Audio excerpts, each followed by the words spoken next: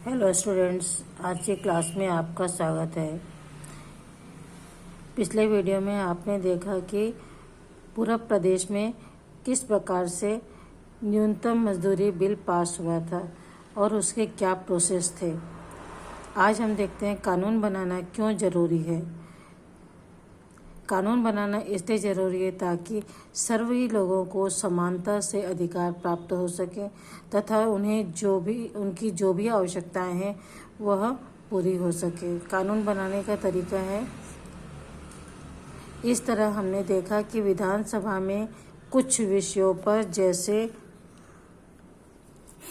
कानून व्यवस्था, शिक्षा, कानून बनाए जाते हैं। कानून बनाने से पहले उस विषय पर एक बिल जिसे विधेयक या कानून का प्रस्ताव कहा जाता है विधानसभा में पेश किया जाता है। उस पर खूब बहस होती है और चर्चा होती है। कुछ मुद्दों पर विधेयक में फेरबदल भी किया जाता है। विधानसभा में उपस्थित विधायकों में से आधे से अधिक विधायक जब किसी विधेयक के पक्ष में हो तभी विधेयक पास हो सकता है।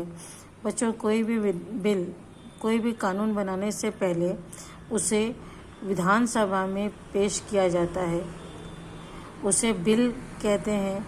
और कानून का प्रस्ताव विधेयक भी कहते हैं और इसे कानून बनाने का प्रस्ताव भी कहा जाता है। इस पर पहले दिन तो प्रस्ताव पेश किया जाता है, उसके पश्चात उस पर बहस की जाती है, वाद विवाद होता है। कोई उसके अच्छे पक्ष में बोलता है और कोई विपक्ष में बोलता है। इस प्रकार काफ़ी बहस हो जाने के पश्चात उस पर मतदान कराया जाता है। हो सकता है जो बिल पेश किया गया है उसमें कुछ फेरबदल भी किया जा सके, बदलाव भी हो सकते हैं। उसके पश्चात यह बिल में चुनाव करवाया जाता है। विधानसभा में उपस्थित सभी लोग उस पर मतदान करते हैं। यदि उपस्थित सदस्यों में से आधे से अधिक सदस्य इसके पक्ष में वोट डालते हैं तो यह विधेयक पास हो जाता है। इसके पश्चात इसे राष्ट्रपति के हस्ताक्षर के लिए भेजा जाता है। राज्यपाल के हस्ताक्षर के लिए भेजा जाता है। जब तक राज्यपाल के हस्ताक्षर इस पर नहीं होते तब तक यह बिल कानून का रूप धारण नहीं कर सकता। न्यूनतम मजदूरी के कानून का पालन न होना। यदि सरकार द्वारा बनाए गए किसी भी नियम का पालन नहीं होता है तो क्या होगा? संबंधित व्यक्ति के खिलाफ कार्यवाही की जाती है, उसे छानबीन की जाती है। शिकायत होने पर उसके विरोध में सभी सरकारी कर्मचारियों द्वारा, सरकारी अधिकारियों द्वारा उस पर कार्यवाही की जाती है। गोपालपुर में लोग न्यूनतम मजदूरी का कानून बनने से खुश थे। वे यह जानते थे कि उनको अब बढ़ी हुई दर से 70 रुपये मजदूरी मिलेगी। कुछ दिनों बाद वहां खरंजा निर्माण कार्य शुरू हुआ। कई महिलाएं भी इसमें काम कर रही थी, लेकिन काम करने वालों को केवल 40 रुपये ही दिया जा रहा था। महिला मजदूरों ने स्थानीय अधिकारी एवं कलेक्टर के पास शिकायत की। कलेक्टर ने जनपद पंचायत के मुख्य कार्यपालन अधिकारी को जांच करने एवं सही मजदूरी दिलाने के निर्देश दिए। मुख्य कार्यपालन अधिकारी ने जांच की और पाया कि मजदूरी कम दी जा रही है। उन्होंने काम करने वालों को बुलाकर डांटा और पूरी मजदूरी देने को कहा। यदि मजदूरी कम दी जाती है तो इसकी शिकायत हम संबंधित विभाग के अधिकारियों से कर सकते हैं। इसकी शिकायत कलेक्टर से भी की जा सकती है।